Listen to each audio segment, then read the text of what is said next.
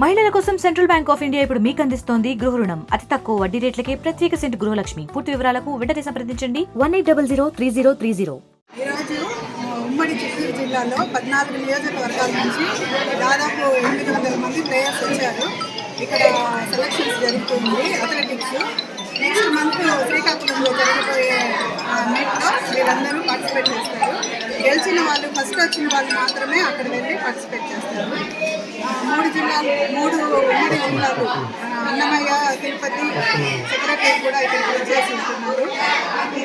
Evening వరకు జరుగుతుంది.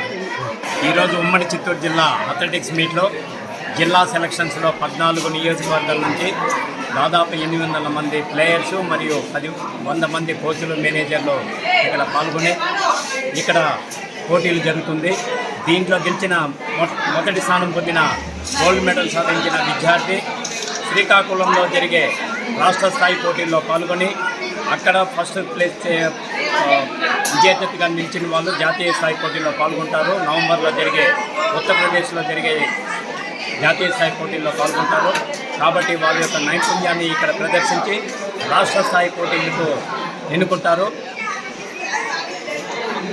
Senior బాలురు విభాగంలో, అండర్ 17 బాలురు విభాగంలో 13 ఈవెంట్స్లో పోటీలు జరుగుతుంది. అదేవిధంగా అండర్ 17 బాలికల విభాగంలో 11 విభాగంలో పోటీలు జరుగుతుంది.